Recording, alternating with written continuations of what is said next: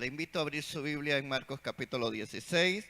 Hoy vamos a hablar un poco, yo sé que usted ha escuchado hablar mucho sobre la resurrección. Yo quiero tocar algunos temas relevantes a la resurrección, ya que el tema de la resurrección es un tema que nos concierne a nosotros muchísimo. La resurrección en la Biblia es un tema relevante en todos los aspectos para el cristianismo. Sin la resurrección, el cristianismo sería en vano. Sin la resurrección, no tiene razón de ser el cristianismo. Pablo se atrevió y dijo que si Cristo no resucitó, nosotros somos los más dignos de conmiseración, o sea, somos más dignos de lástima. Si Cristo no resucitó, el cristianismo seríamos dignos de lástima, así lo declaró. Pero Cristo resucitó, primicia de los que durmieron fue hecho. Entonces el tema de la resurrección no es solamente un tema de Semana Santa o algo así. Quiero, para introducirme en esta mañana, decir que hace unos años, cuando no tenía conocimiento bíblico, yo decía que la fecha de nacimiento de Jesús estaba bien, porque siempre el 25 de diciembre, pero que eso de la Semana Santa estaba totalmente, porque un año caía en una fecha, otro en otro, y a veces en marzo, y a veces en abril. Y yo decía, esa es la que no tiene razón de ser, y resulta que estaba bien equivocado. Porque el nacimiento de Jesús, nadie sabe la fecha exacta en que nació. La gente especula que nació en una fecha, otros que nació en otra. Y al final de cabo alguien lo estableció en el 25 de diciembre y le pusieron que esa era la fecha que nació Jesús, pero no era porque fuera esa la fecha de nacimiento, sino porque a alguien se le ocurrió ponerlo ahí. Entonces nadie sabe la fecha de nacimiento del Señor Jesús, pero la fecha de su muerte sí se sabe con exactitud, porque precisamente la muerte de Jesús fue llevada a cabo en la fiesta de la Pascua. Y usted dice, entonces, ¿por qué cambia de fecha? Bueno, sencillamente porque está establecido con el calendario hebreo. Y el calendario hebreo no tiene nada que ver con el calendario nuestro. El calendario hebreo tiene algunas variantes. Resulta que el calendario hebreo, cada 2 años, tiene 13 meses. Y usted dice, ¿cómo es eso? Bueno, es que ellos establecieron días exactos para cada mes. Y cada año se van perdiendo días, entonces para recuperarlo le meten un segundo Abid, que es como decir un segundo diciembre. Ellos se llaman mes de Abid y le meten un segundo Abid. Entonces ese es el descontrol que va y viene con las fechas, con el calendario nuestro. Pero lo que sí se sabe es que Jesús murió en la fecha de la Pascua. Entonces el calendario nuestro se acomoda con el calendario hebreo y siempre coincide con la fiesta de la Pascua. Por eso, la fiesta de la Pascua, lo que se conmemoraba era el momento cuando Jesús sacó al pueblo de Israel de la esclavitud de Egipto. Recuerda que cuando cuando el pueblo de Israel está esclavo en Egipto, esa fecha esencial, ellos la conmemoraban cada año el día en que fueron liberados. Y la conmemoraban con algunas cosas esenciales. ¿Cuáles eran las cosas esenciales? Bueno, la conmemoraban matando un cordero macho de 1 año perfecto, tenía que ser, lo revisaban hasta que las pezuñas fueran perfectas, no podía tener ningún tipo de defecto. Porque el cordero era el que habían matado el día que pasó el ángel de la muerte en la última plaga. Ellos usaron la sangre del cordero, pintaron el dintel de las puertas y eso evitó que el primogénito muriera. Entonces, ellos en la fiesta de la Pascua mataban un cordero. ¿Para qué era el cordero? El día antes de la Pascua, ellos mataban el cordero para celebrar ese día que la sangre del cordero les había librado de la muerte de los primogénitos. Note lo que estoy diciendo. Jesús murió en la fecha que debía morir el cordero pascual. Por eso se dice que Jesús es nuestro cordero pascual. Porque Jesús murió en la fecha de la Pascua, como un cordero pascual. Ya no para librar la muerte de los primogénitos, sino para librarnos a nosotros de la condenación eterna. Entonces Jesús es nuestro cordero pascual. ¿Qué otra cosa celebraban en la Pascua? Bueno, comían hierbas amargas para recordar el tiempo de la esclavitud. En la fiesta de la Pascua también comían pan sin levadura, porque el día en que murieron los primogénitos, al día siguiente los israelitas se levantaron para amasar pan, y cuando el rey se despierta y ve toda la tragedia que hay en el pueblo, y todo el mundo está pidiendo auxilio, el rey dice, bueno, salgan, no quiero verlos más. Y antes de que el rey cambiara de opinión, agarraron el pan sin leudar, lo metieron al horno y así lo asaron, sin levadura. Entonces ellos recordaban esa fecha y hacían el pan sin levadura. Jesús no solamente antes de ir a la cruz, celebra la Pascua con sus discípulos y establece una cena especial, la reúne y de ahí inicia y establece la Santa Cena. La Santa Cena se establece exactamente el día antes de ir a la cruz. ¿Por qué lo hace? Bueno, lo hace porque ahí iba a cambiar el momento especial de la historia. Ese día él dijo, ya no dijo que teníamos que celebrarlo como la Pascua, sino como la Santa Cena. De ahí se establece, y todas las veces que la vivieres, ya no dice que una vez al año, todas las veces que la vivieres, hágalas en memoria de mí. ¿Y qué vamos a recordar? La sangre de Jesucristo que estableció un nuevo pacto. Y la golpiza que Él llevó, vamos a recordarla como el castigo de nuestra paz. Isaías lo había descrito 700 años antes, he dicho, y dijo, como cordero fue llevado al matadero, enmudeció y no abrió su boca. Oigan lo que está diciendo, 700 años antes. Si alguien dijera algo que va a suceder entre 700 años, nosotros no lo entenderíamos. Isaías lo dijo 700 años antes. Y declaró, y yo he dicho que Isaías menciona la muerte de Jesucristo como no lo hace ni aún en los evangelios. Si usted lee el capítulo 53 de Isaías, se sorprenderá todo lo que escribe.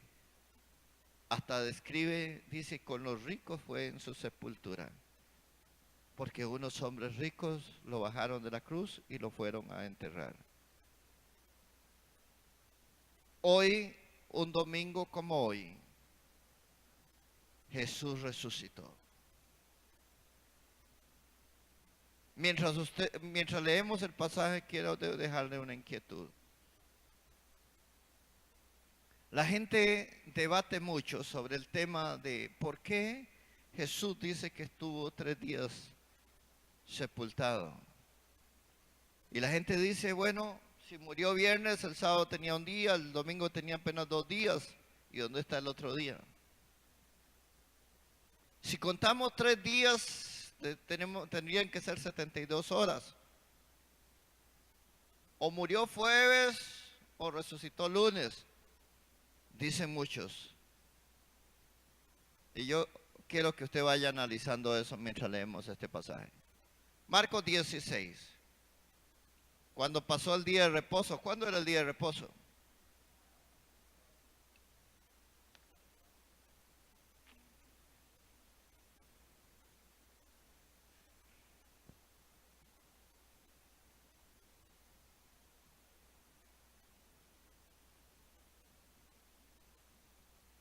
Vamos a leer capítulo 15, verso 42.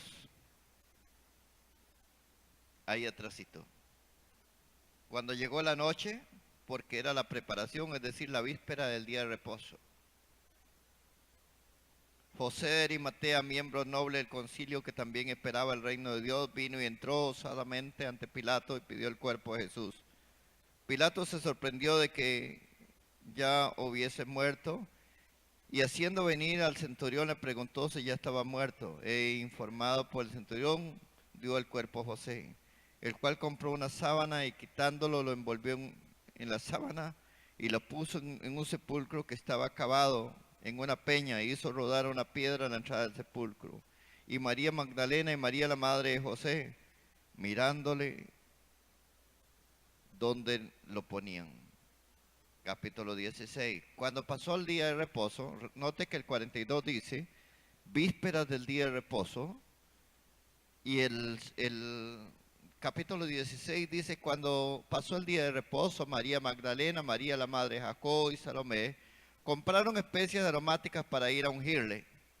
Y muy de mañana, el primer día de la semana, era el domingo, ¿verdad? Vinieron al sepulcro ya salido el sol, pero decían entre sí, ¿quién nos removerá la piedra de la entrada del sepulcro? Pero cuando miraron, vieron removida la piedra, que era muy grande. Y cuando entraron en el sepulcro, vieron a un joven sentado al lado derecho, cubierto con una larga ropa blanca, y se espantaron. Mas él le dijo, no os asustéis, buscáis a Jesús Nazareno, el que fue crucificado, ha resucitado, no está aquí. Mirad el lugar a donde le pusieron, pero id y decid a sus discípulos y a Pedro que él va delante de vosotros a Galilea, allí le veréis, como os dijo. Y ellos se fueron huyendo del sepulcro, porque les había tomado temblor y espanto. Ni decían nada a nadie, porque tenían miedo. En este pasaje encierra algunas verdades interesantísimas para nosotros como cristianos. Y yo quisiera partir de la idea del poder que Dios, de cómo Dios estaba trabajando con su poder en medio de estas circunstancias. Jesús dijo que Él tenía el poder para quitarse la vida y para volverla a tomar. Dijo, a mí nadie me quita la vida, yo la entrego por vosotros. Note lo que está diciendo. Porque cuando decimos que cuando mataron a Jesús, en realidad tal vez eso sería una mala expresión, porque Jesús no lo mataron. Jesús murió porque Él quiso morir. Recuerde que cuando ellos terminaban de matar a las personas que ellos torturaban y crucificaban, y la última tortura que hacían era que le quebraban las piernas y después los terminaban de matar.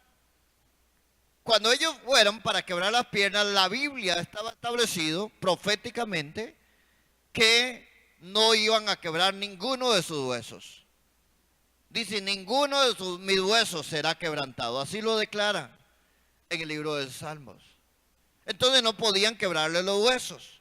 Cuando Jesús está en la cruz, Él dice que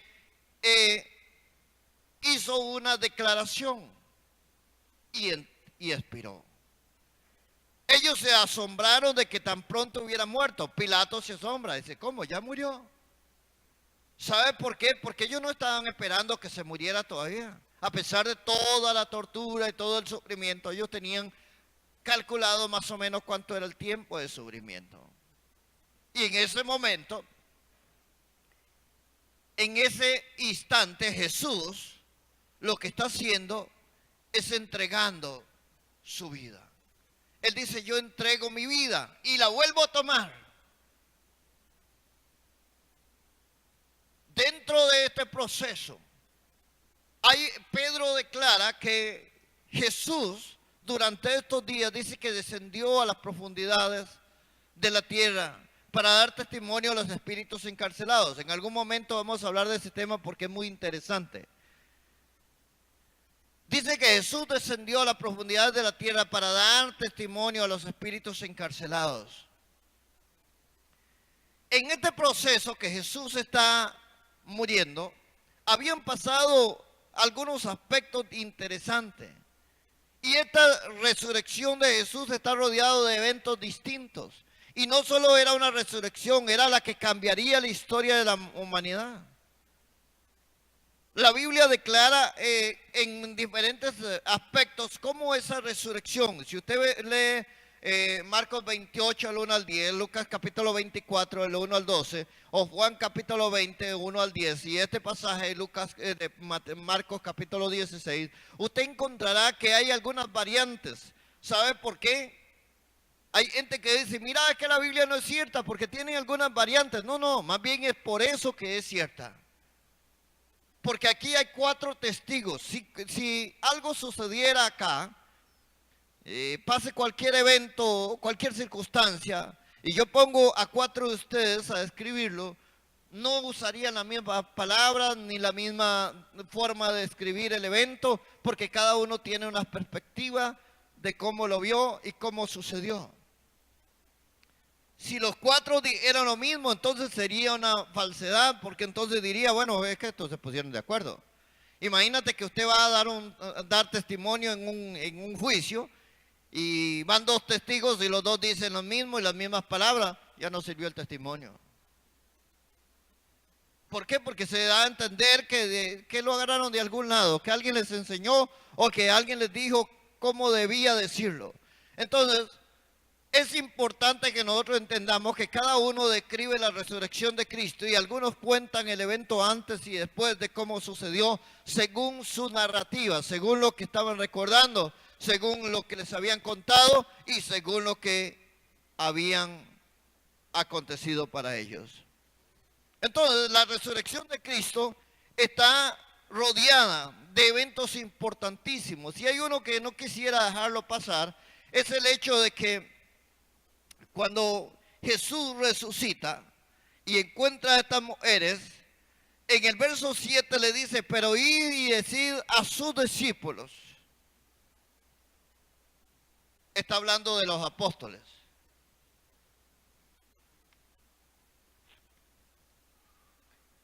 Y a Pedro.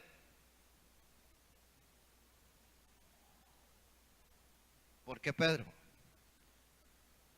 ¿Por qué no dijo, id y decid a sus discípulos y a Andrés o a Juan? No dice, dígale a los discípulos y a Pedro. Aquí claramente da a entender que Pedro no era discípulo. Y usted dice, ¿cómo no era discípulo?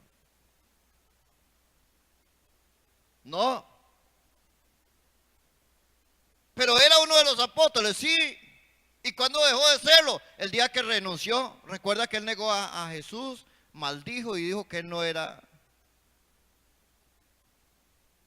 Él había renunciado. Y Jesús había tomado en serio eso. Y cuando lo llama, cuando le dice, vaya, dígale a mis discípulos y a Pedro, que ya renunció, dígale también, cuéntele que yo resucité.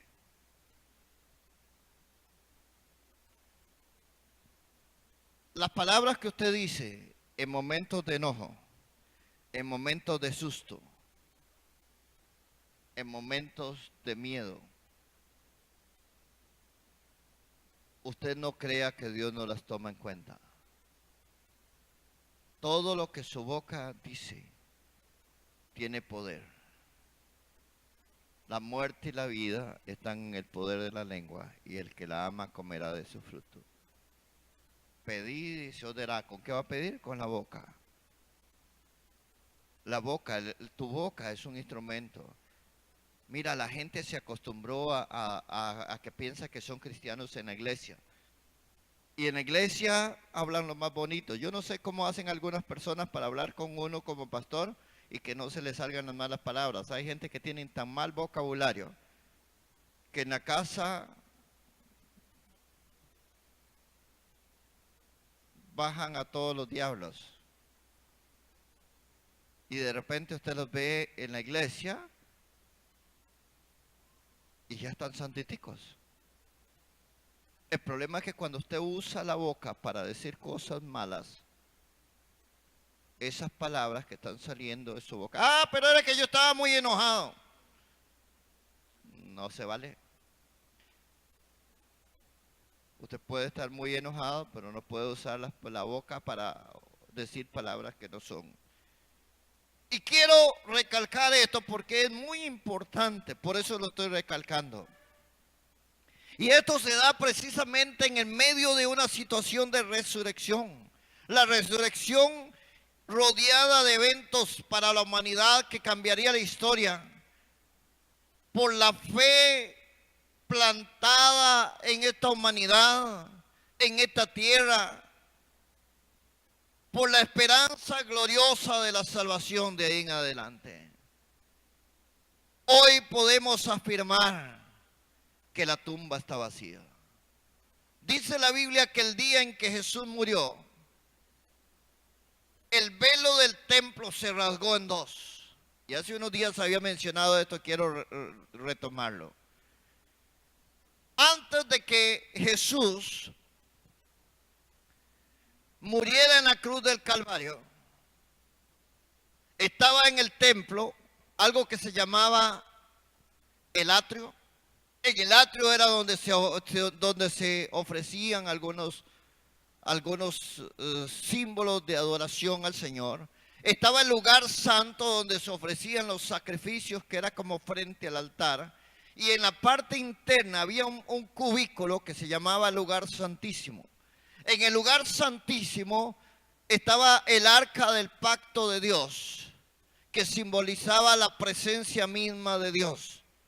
En el lugar santísimo nadie podía entrar, solamente el sumo sacerdote, y lo hacía una vez al año, y lo hacía ofrecer sacrificios por sus propios pecados y por los pecados del pueblo.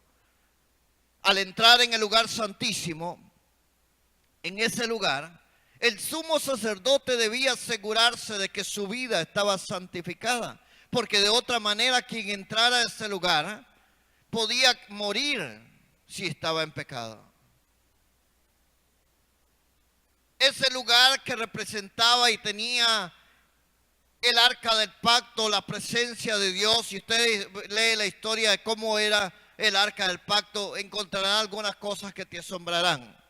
Pero ese lugar donde estaba el arca del pacto era lugar santísimo, y quien entrara ahí debía estar santificado. Habían algunas formas, protocolos que ellos debían cumplir para poder entrar ahí, como entrar con campanas en su vestido para que saber que todavía estaba vivo. Usaban un cordel amarrado en su cintura para que si se moría nadie podía entrar a sacarlo, entonces lo jalaban desde afuera. No había ninguna abertura en el manto, había que subir por arriba, por las cortinas arriba, y descender de nuevo al otro lado, porque todo era una sola pieza.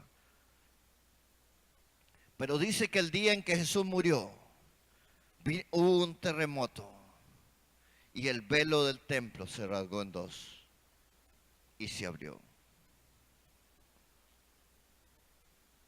Para que de ahí en adelante no solamente el sumo sacerdote pudiera entrar al lugar santísimo, sino todo aquel cristiano que conociera a Jesús pudiera entrar al lugar santísimo, a la presencia de Dios. Hoy nosotros tenemos la oportunidad de entrar a la presencia de Dios, porque Jesús abrió la oportunidad. Y Pablo afirmó, dice que el día en que Jesús murió, dice que el terremoto hizo que las tumbas se abrieran y muchos muertos resucitaron. Incluso Pablo dice que algunos bajaron desde el cementerio, vinieron hasta la ciudad. Y Pablo dice, y hay más de 500 testigos que los vieron, de los cuales algunos todavía viven. O sea, no, Pablo no está diciendo, yo estoy inventando esto. No, yo puedo llamar a la gente, más de 500 testigos que afirman que ellos vieron las personas que resucitaron y vinieron hasta la ciudad. Ese día empezó a abrirse una nueva etapa, pero aún así, si Cristo no resucitaba, si Jesús se quedaba en la tumba, hubiera pasado a la historia. Hay muchas religiones en el mundo que afirman tener héroes, que afirman tener mesías, pero todos ellos están sepultados en una tumba. El único que resucitó se llama Jesús. No hay nadie en la historia de la humanidad, no hay una sola persona en la historia de la humanidad que pueda contar la historia como un Mesías que haya resucitado.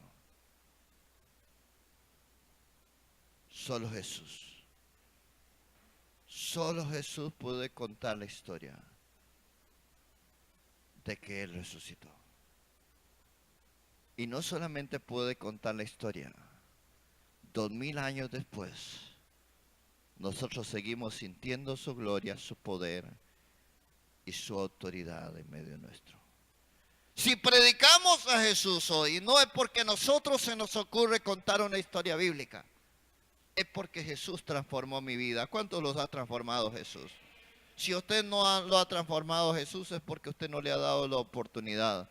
Pero milagrosamente Jesús puede hacer algo que nadie puede hacer en tu vida.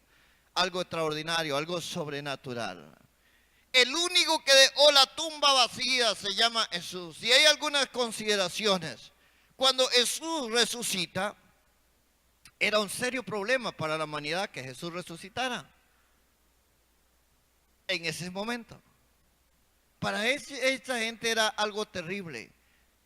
Porque ellos esperaban que matando a Jesús iban a terminar la historia del movimiento que se estaba dando. Y cuando yo veo a Marcos comienza su relato, cuando dice, cuando pasó el día de reposo, no necesitamos mucha imaginación, fácilmente podemos entender que aquel sábado pudo haber sido el día más oscuro en toda la vida de esos discípulos. Ellos esperaban que las cosas no fueran así. Nunca lo entendieron. Nunca entendieron cuál era la situación. De hecho, que Pedro había sacado su espada para defender a Jesús, diciendo, si es necesario voy contigo a la muerte. Pero cuando ve a Jesús ahí, donde él nunca hubiera esperado que lo iba a encontrar, Pedro está mirando su ídolo preferido, está mirando a aquella persona a quien había admirado, aquel por quien había dado todo, lo está mirando ahí amarrado, donde lo están abofeteando, lo escupían, donde lo humillaban. Y alguien se acerca para preguntarle, ¿usted también es de esos? Cuando Pedro niega al Señor, no era una situación fácil. Él sabía que si él decía que era de los mismos, lo iban a amarrar y le iban a hacer lo mismo. Era seguro, no había ninguna otra esperanza. Y cuando él tiene que decir, no, mira, yo no soy de esos, él está pensando en que esto se descontroló. Esto no era lo que yo esperaba, no era el Jesús que yo había admirado, que sanaba a los enfermos, que tenía poder para atar los demonios, que podía hacer lo que fuera. ¿Por qué ahora no hace nada? ¿Qué fue lo que pasó? ¿Qué fue lo que salió mal? Era el día más oscuro, lo habían dejado todo. Esa tarde del viernes, cuando Jesús murió en la cruz, todas sus esperanzas, sus sueños se deshicieron. Estaban desanimados, tristes y también estaban asustados. A partir de ese momento su mayor preocupación sería cómo volver nuevamente a la rutina de trabajos. ¿Qué decirle a la gente durante 3 años, a su familia? Habían dejado muchas cosas para seguir al Señor y cómo volver a retomar. Dice que Pedro fue donde la suegra y le dijo, mira, por ahí dejé unas redes, las necesito nuevamente, esto se acabó.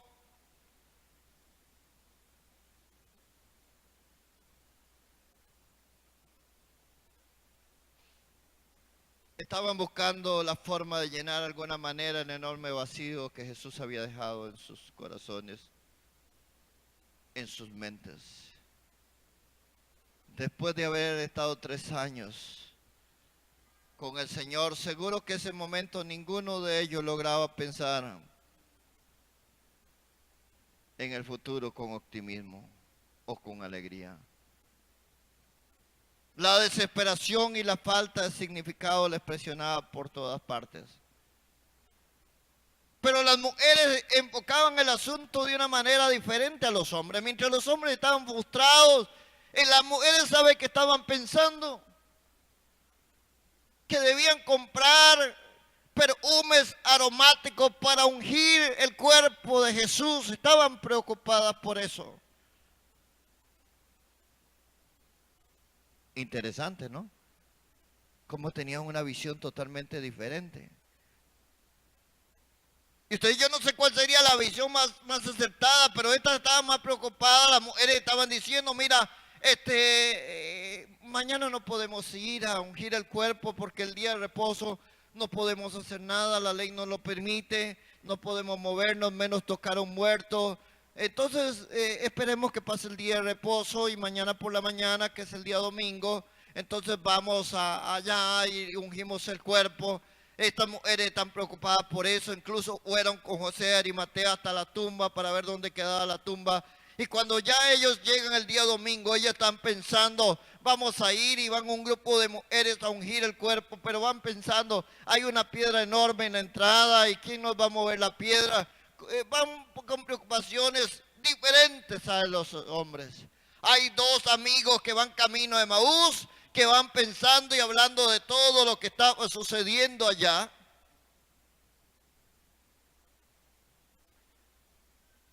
Y Jesús camina junto a ellos y ellos no se dan cuenta. Eran varios eventos que estaban sucediendo a la vez, pero ellos no estaban entendiendo nada. María Magdalena, María la Madre de Jesús y Salomé y otras que se mencionan, se habían puesto de acuerdo para ir a terminar los ritos funerarios, a ungir el cuerpo de Jesús. Iban a rendirle el último homenaje de amor. Lucas dice que también habían otras mujeres que fueron al sepulcro esa mañana. Dicen que eran varias, dice Lucas. Y esto nos hace pensar que seguramente hubo varios grupos que fueron por separado con la intención de juntarse en el sepulcro. Ahora bien, lo que ocurre cuando ellas llegan, su sorpresa encontraron que el sepulcro estaba vacío. Y también se les apareció un ángel que les informó. A otro grupo de mujeres dice que se le presentaron 2 ángeles. Depende del escritor, cuenta la historia, y unos dicen que al grupo de mujeres se le presentó uno, otros dicen que a otro grupo de mujeres se le presentaron 2 ángeles. Uno de los escritores dice que una de ellas quiso abrazar los pies y le dijo, todavía no me toques porque necesito ir al Padre. Pero aquí había una evidencia increíble. La tumba estaba vacía. Y la gente ha intentado desde el principio, desde ese momento, han intentado decir que Jesús no resucitó. Y para declarar que la tumba estaba vacía, lo primero que hicieron fue que llamaron a los guardas y le dijeron a los guardas que ustedes lo que van a decir, dice que iban corriendo asustados. Y cuando llegaron a la ciudad, los sobornaron, le dijeron, mira, si ustedes dejan escaparse algún reo, si ustedes dejaron que se robaran el cuerpo, ustedes son dignos de muerte por irresponsabilidad, pero vamos a hacer algo, no los vamos a matar, sino que les vamos a pagar, y ustedes van a decir que los discípulos se robaron el cuerpo.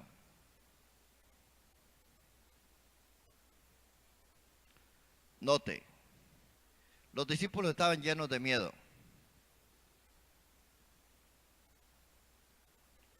¿Qué iban a estar pensando en ir a recoger un cuerpo? Segundo, si ellos se robaban un cuerpo, estaban incurriendo en un delito. ¿Dónde estaban los guardas? ¿Por qué lo dejaron hacerlo?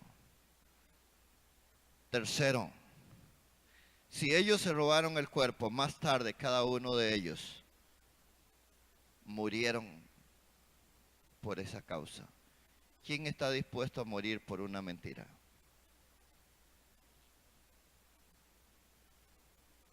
Estaba viendo un resumen de cómo murieron los discípulos de Jesús, según la historia secular. Y cada uno de ellos murió de diferente forma. A uno lo echaron en una olla de agua hirviendo. A Pedro y Andrés los crucificaron. Cada uno de ellos murió de diferente forma.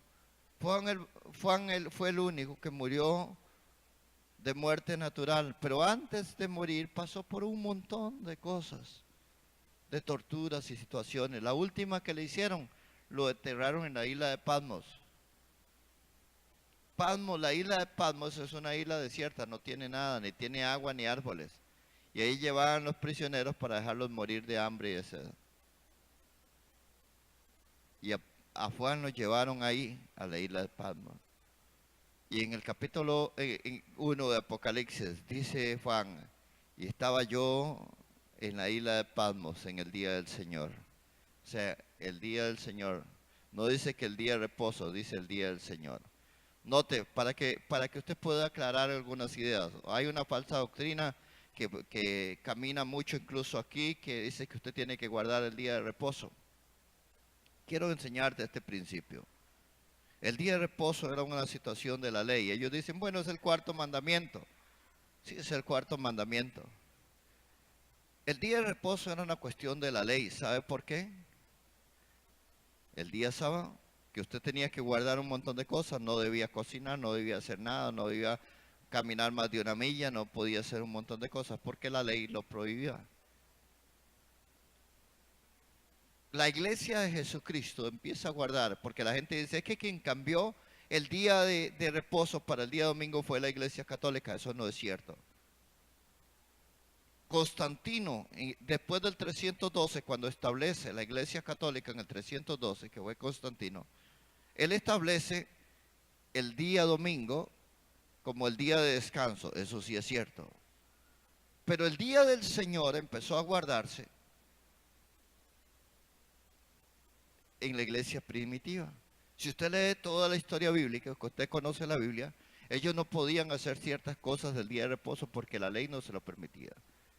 Entonces, el día del Señor no era el día de reposo. El día de reposo era una cosa, el día del Señor era el día domingo. ¿Por qué guardaban el día domingo?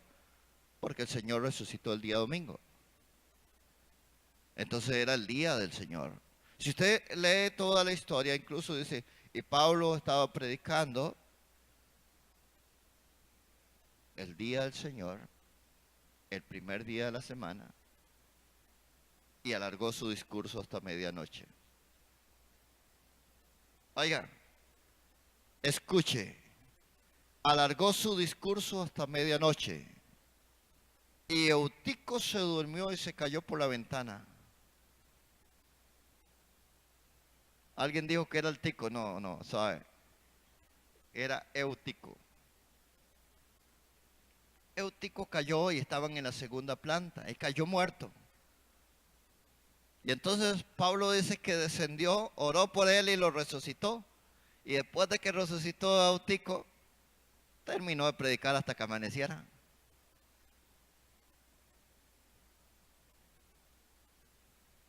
Y a veces la gente se asusta cuando uno predica una hora, ¿verdad? Predicó hasta medianoche, se cae uno por la ventana dormido y como lo resucita se emociona y termina amanece predicando. Ahí no habían alabanzas ni nada, era pura predicación de la palabra. La gente estaba sedienta de escuchar la voz de Dios. En ese momento había algo importante que estaba sucediendo. Y yo quiero que entienda en esta hora que Jesús siempre ha tenido la intención de que el ser humano pueda comprender que Él es más que lo que la gente quiere pensar. No es un Cristo crucificado en una cruz, porque la gente sigue pensando en un Cristo de sandalias, un Cristo montado en un burrito. La gente sigue pensando en un Cristo con una corona de espinas. La gente sigue pensando en un Cristo crucificado. La Biblia dice que después de que Jesús murió, subió al cielo y se sentó a la diestra del Padre. Y hoy es el Rey de Reyes, el Señor de Señores, vestido de majestad, de poder.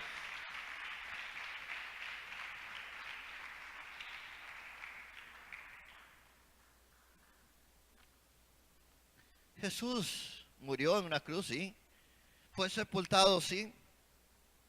Pero resucitó y ya no sigue crucificado.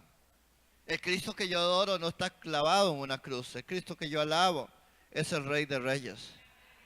Ese es el Cristo que nosotros adoramos, el que todo lo puede, el hacedor de maravillas, el que es capaz de sanar nuestras enfermedades, de librarnos de todo pecado. Él es capaz de hacer cualquier cosa por nosotros. El Cristo que yo alabo es extraordinario, es sobrenatural, es un Dios todopoderoso, es el Rey de Reyes. Y hoy yo puedo decir que es el mejor de todos, es mi campeón.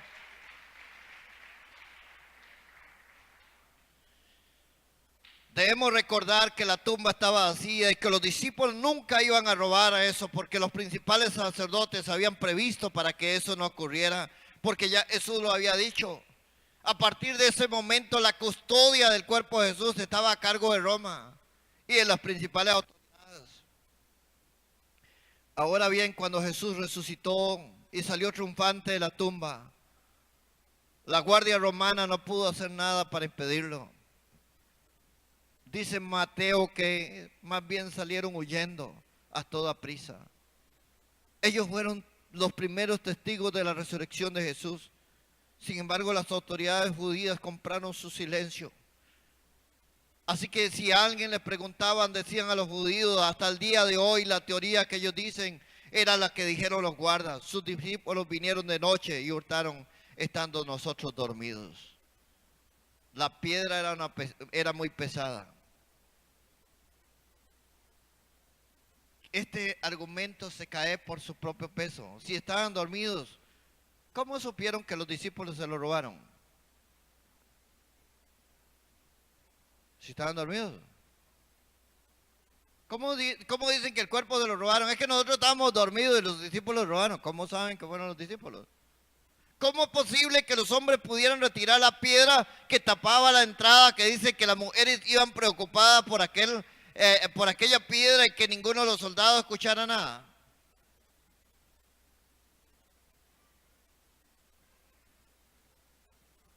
Ahora, si usted va a robarse un cuerpo, ¿quién se va a ocupar de quitarle todas las vendas al muerto para dejarlos ahí quietitos? Porque dice que cuando entraron estaba el sudario y estaba todo.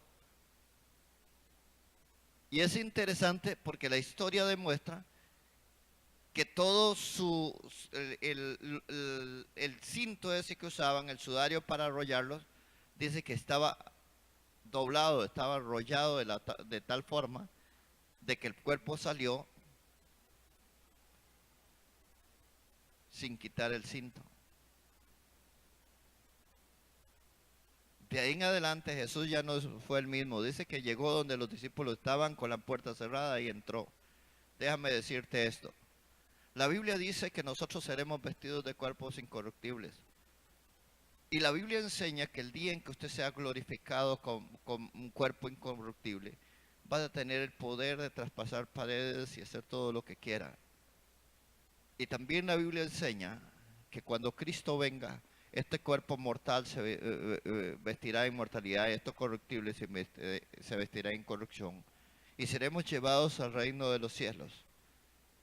Ya no habrá más tristeza, ni más llanto, ni más dolor. Ahí no hay nada que te pueda abrumar. Será un tiempo de glorioso, extraordinario. Es lo mejor que usted puede tener en su vida. Jesús fue glorificado y llevado al cielo. Y la gente pregunta, ¿en el cielo podemos comer? Dice que Jesús glorificado llegó donde los discípulos estaban pescando y asó un pescado y comió con ellos. Ya Jesús estaba glorificado. Y cuando quiso, Jesús se fue para el cielo, violó la ley de gravedad, no necesitó aviones, no necesitó nada. Nada más dice que sus discípulos debieron subir al cielo Y ellos están perplejos viendo aquello cuando dos varones se ponen a su lado y les dice: varones Galileos, ¿por qué estáis mirando al cielo? Ese que ustedes habéis visto ir al cielo, así vendrá como le habéis visto ir.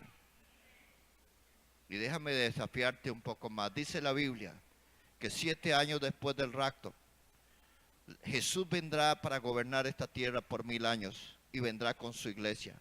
Así que vendremos un día con Cristo a gobernar este mundo por 1000 años. Y la tierra volverá a producir. Y ya no habrá tristeza ni habrá llanto en esta tierra. ¿Sabe por qué?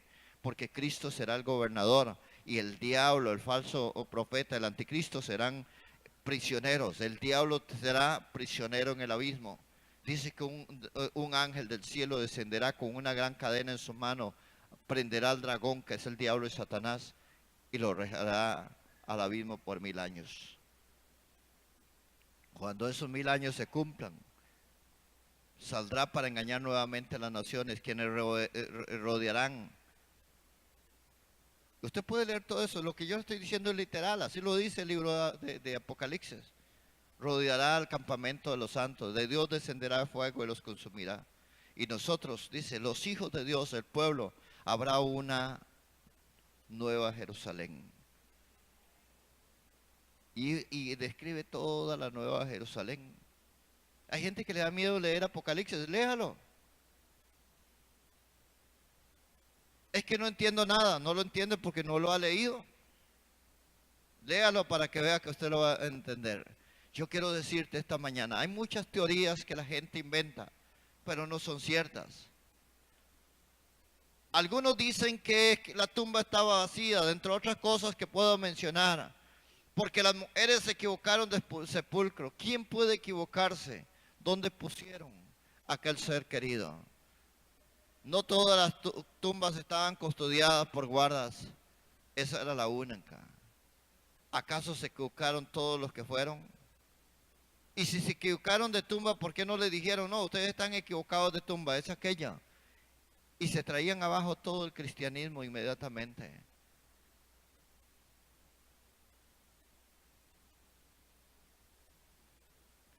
Hay una teoría que sacaron después, y es que decían que Cristo no estaba muerto cuando lo sepultaron.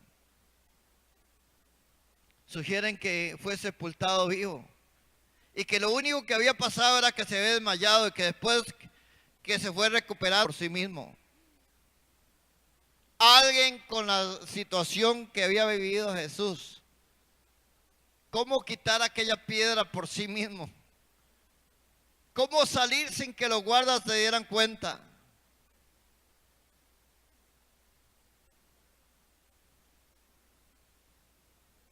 Imposible.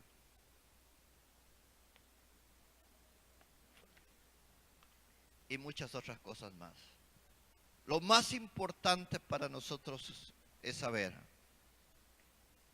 que no solamente existe una teoría de alguien que dijo que Jesús resucitó, sino que es una realidad que se ha demostrado por más de 2000 años y que el mundo entero sabe que Jesús resucitó. Y si Jesús resucitó, nosotros un día resucitaremos con Él. Porque Jesús lo prometió y Él dijo, y todo lo que la palabra de Dios dice se ha ido cumpliendo. Él cumplió al pie de la letra todas las profecías. Y hoy nosotros, no solamente un día como hoy, un domingo de resurrección como hoy, no solamente podemos decir que Jesús resucitó, sino que transformó nuestras vidas, nos cambió, nos hizo nueva criatura. Hoy somos sus hijos, hoy fuimos llamados para ser sus hijos. Fuimos comprados a precio de esa sangre que fue derramada. Y usted y yo fuimos transformados por el poder de Dios. ¿Cuántos dan gloria a Dios por eso? Y yo quiero que esta mañana usted se ponga sobre sus pies. Y si le va a dar un aplauso, déselo con ganas. Porque hoy no estamos lamentándonos de que Cristo muriera.